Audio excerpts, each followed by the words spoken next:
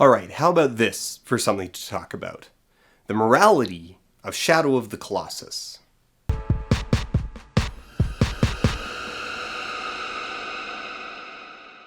Shadow of the Colossus was originally released for the PlayStation 2 in 2005 and re-released in high definition for the PlayStation 3 in 2011. Serving as a loose prequel to 2001's Eco, the game places the player in control of Wander, a young man who has brought the body of a young woman named Mono to a temple in the far-off Forbidden Lands to petition an entity known as Dormin to resurrect her. Dormin agrees to Wander's request, but first tasks Wander with destroying the 16 colossi that hold Dormin captive, and the rest of the game unfolds from there as the player first locates the various colossi, figures out their weakness, and slays them.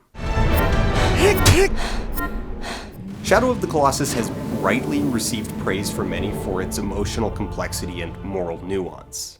Now, it's important to remember going into this that, as with all narratives, our interests are instinctively aligned to those of the protagonist. Even when those goals are bad or evil, we are emotionally predisposed to share the protagonist's desire to achieve those goals. So much of what we will focus on are the counter implications to the otherwise self-evident emotional value of fulfilling Wander's quest. Wander's goal is one that is entirely congruous with typical fantasy video game narratives. Essentially, it's just a remix of slaying the dragon and rescuing the princess. Slay the colossi, resurrect the doomed girl. But this quest is tinged with uncertainty. Wander's superficially virtuous goal leading him to do things that are questionable. The 16 guardians of Dormin's power are hulking monsters of earth, fur, and masonry with a design aesthetic evocative of architecture, a palette of materials and shapes that makes them look like some ancient, forgotten watchtower come to life. They are fearsome, imposing, and often wrought on a scale that makes them difficult to comprehend. While Wander must mount or ride all of the colossi in order to slay them by attacking their literally magical weak points, most still fit into something approaching a human scale, being the size of a large animal or a small house. But a few are so large that they become terrain.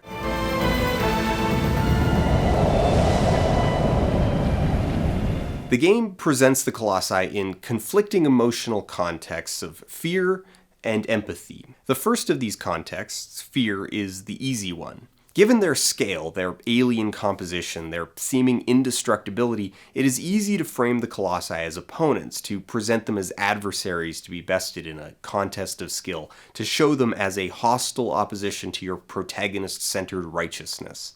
They are large, they wield weapons of massive proportions, their silhouettes are frightening and jagged, and many of them are outright deadly. However, with each one, the designers have carefully crafted a story that begins here with fear and intimidation and progresses towards empathy and sadness. More often than not, this is a story told literally from bottom to top, as the most common pattern for engaging with the various colossi is to approach from the ground, find a way to climb onto the colossus, and then work your way to the head for the killing blow. The story of each colossus, then, is told from the feet to the face. Armored hooves, stone spikes, and wrought iron give way to leathery skin and fur that, although just a digital simulacrum, one can't help but imagine as bristly and not altogether unpleasant, like a camel or a bear. From there, the player directs Wander to the head, where the camera swings around to frame Wander along with the Colossus' face. The eyes, which looked small, beady, and mildly sinister from the ground, here look plaintive, curious, almost playful. Up close, many of the colossi have faces that are more than a little silly and childlike, a favorite of mine being the monkey-like Gaius. From the ground, Gaius is a menacing thing, an unstable knight on ball feet that tries to crush you with its massive stone sword until you climb to its round, silly face and are expected to plunge your own sword into its head. The game, however, doesn't rub this in. There is no grand moment of pathos, a single tear in the rain shot. There is only your own self-doubt in the correctness of Dormin's quest, your own sense of right and wrong debating if it's the right choice to destroy something as majestic as Avion. Part of how the game sells this complexity is by not simply playing the same notes over and over. This is to keep the gameplay feeling fresh, keeping the puzzles from getting too repetitive and formulaic, but it also serves to effectively muddy the moral waters. Some of the colossi are simply horrifying in their design, unlovable bodies of menace and blades. The tortoise Bassaron is a literal ball of spikes and is highly aggressive, sieging Wander with its projectile attacks. Bassaron is as barren and unlovable as the blasted wasteland it lives in. The sky serpent Phalanx is impressive, daunting, but also utterly alien. The water-bound Pelagia has a crown of teeth ringing its head. The three smallest colossi are also three of the most aggressive and deadly. Two of them, Celosia and Cenobia, call on primal fears, their design evoking a pastiche of lions and wolves, ancient human predators. However, even then there are moments of humanity injected. Celosia fears the fire, and recoils when Wander wields a torch in its face, driving it backwards until it falls from a cliff, shattering its armor and revealing its weak spot. Similarly, the fight against the terrifying skeletal horse Phaedra is punctuated by a moment where Wander must stab Phaedra in the back of the neck to make it seize up in pain so he can deliver the killing blow to its head.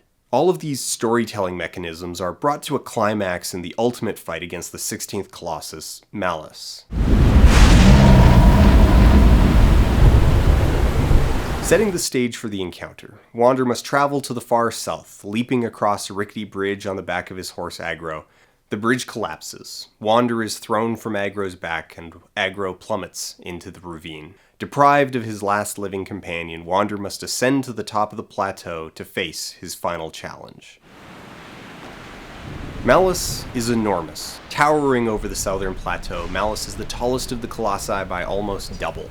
It is also the deadliest of them all, firing bolts of energy that home in on Wander and send him skittering across the ground.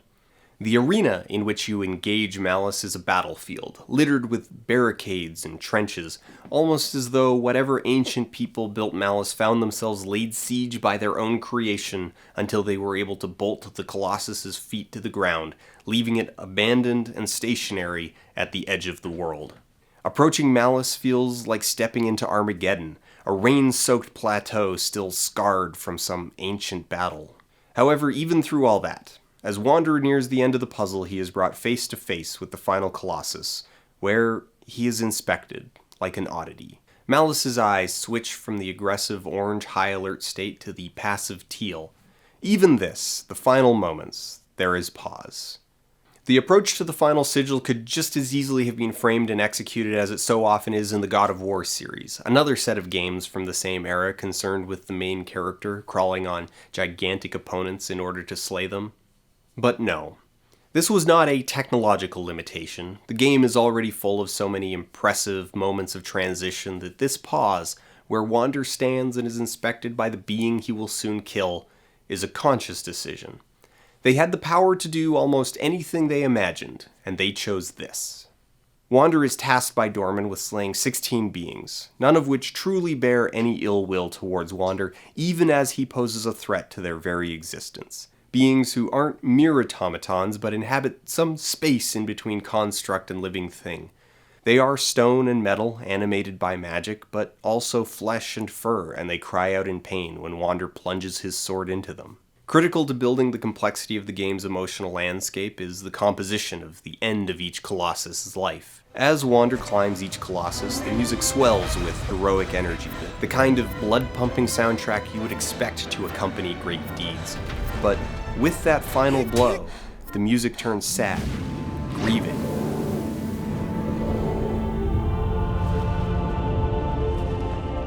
Wander has his moment of heroic victory as the Colossus crumbles around him, before the black tendrils of Dormin's power escape and surge into his body, leaving him unconscious on the ground. The anthropomorphization of the Colossi, the injection of human qualities to evoke empathy, is played out in reverse on Wander. With each Colossus he destroys, his physical form degrades, his humanity withering away until he is left a husk to be possessed by Dormin. It is not built to guilt the player, but it is still made to feel tragic. The game makes no commentary on choice, however, because at the end of the day, while Shadow of the Colossus is a participatory experience, it is not about that participation. Shadow of the Colossus is definitively Wander's story. Even though the game world is open, with almost the entire area accessible from the very start, the player is not given the opportunity to alter Wander's ultimate path, nor is the player impelled with the notion that they can make a different choice, perhaps even the right choice, by turning off the game or putting the controller down. The player's participation is not in complicity, but in reenactment, the story projected as myth, the game as retelling. The player ultimately inhabits the role of Wander in the same way an actor becomes Macbeth without assuming the guilt for Duncan's murder. Like a performer, the player experiences the game simultaneously as participant and observer, aware of the external context of the story even as their participation makes it real. The brilliance of Shadow of the Colossus' emotional landscape doesn't truly come together until after the final showdown. Throughout Wander's journey, he is pursued by the shaman Emon and his entourage of soldiers who finally arrive in the Forbidden Land just in time to witness Malice idle in the temple shattering with Malice's death. There is a standoff between Wander and Emon that results in Wander's body being fully possessed by Dormin, though only the masculine component of Dormin's voice remains. Emon flees, casting a powerful binding spell that traps Dormin long enough for Emon and his surviving soldiers to escape, collapsing the bridge out of the Forbidden Land behind them. Dormin recedes, leaving Wander, his body broken and frail, to resist the spell's pull, but in the end it is irresistible and he is pulled into the void. When the dust has finally settled, Mono, the dead girl, wakes up from the altar as a wounded aggro limps into the temple. Together they inspect the pool where the Dormin-possessed Wander was entombed and find an infant boy with curious horns growing from his head, aft shadowing the titular main character of the team's previous game, Eco. The three of them silently wind their way together up the temple to a hidden garden. Dormin, in all their ferocity and animosity towards the shaman, through their manipulation of Wander to their own ends, is still a god of life. Dormin is caged because Dormin is troublesome. Dormin complicates the hierarchy. Very little of their character is actually demonstrated, and what is demonstrated always exists in duality. As shadows gather around Wander, doves gather around Mono. What we are told of Dormin comes almost entirely from a proven adversary, Lord Emon, a man who was himself willing to ritually sacrifice Mono for unknown ends. Wander's actions are tragic, lamentable even, but the consequences of those actions are not nearly so clear-cut. The final moments with Mono in the garden are framed as peaceful, serene, a moment of hope and rebirth. What comes after that? The threads that connect Shadow of the Colossus to Eco are left largely to implication and innuendo, mythical gaps to be filled by speculation. But the one thing that is clear is that this is not the end. Dormin's release does not trigger Armageddon. By the time of Eco, things appear to be in disrepair, but those events, that world, is separated from Mono in the garden by hundreds, perhaps even thousands of years. Such is moral complexity. Events with upsides and downsides in both the present, future, and far future. The ultimate judgment of Wander is left to you, the observer, to decide based on your own values.